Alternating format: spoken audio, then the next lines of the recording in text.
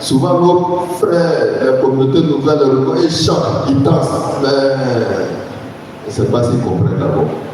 Ils ne changent pas notre Dieu. Ils restent et demeurent le même. Et donc, la première lecture rejoint l'évangile. Voilà un papa qui a 2 enfants. Il compte sur ses 2 enfants. On ne sait pas ce qui s'est passé. Mais le vieux, il a vu qu'il ne peut pas aller au champ ce matin. Il appelle son fils. Viens. Pardon, aujourd'hui, il faut aller au champ. Tchè. Enfant moderne, enfant d'aujourd'hui, c'est comme ça qu'il répond. Il n'est pas d'accord. Et puis après, il connaît le vieux un peu, sans doute. Si je ne vais pas là, le vieux là, peut-être il n'est pas mangé. Non, ça, il se mort.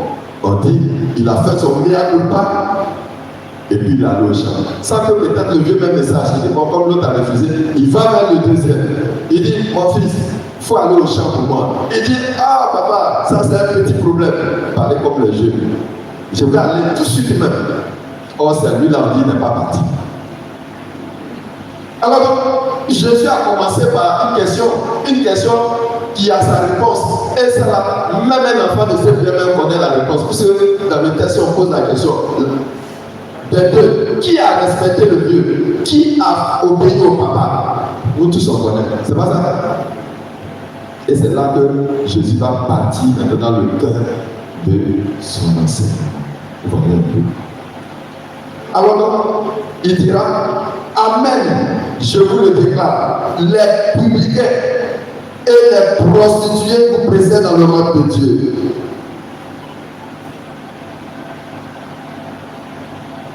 Là, ça devient intéressant. Donc, Jésus voudrait faire comprendre que ce n'est pas parce que tu portes une longue robe comme une religieuse. Ce n'est pas parce que tu es bon et que forcément tu vas bénéficier du. Ça va dépendre de ton endurance. Et il prend des thèmes très forts. Il ne dit même pas un pécheur quelconque. Il dit quoi? Des publicains et des prostituées. Les publicains, la dernière fois en semaine, on a vu, les publicains, c'est ceux qui s'occupent de l'impôt. Ils encaissent pour le gouvernement. Mais en même temps, quand ils encaissent, ils mettent leur boisson dessus. Donc, ça devient plus fort. Alors, donc, les gens qui font le commerce ne les aiment pas trop. Donc, on les reconnaît comme des pécheurs publics. Quand tu es venu à le voleur, et puis les prostituées, nous sommes connaît. Et là, c'est là.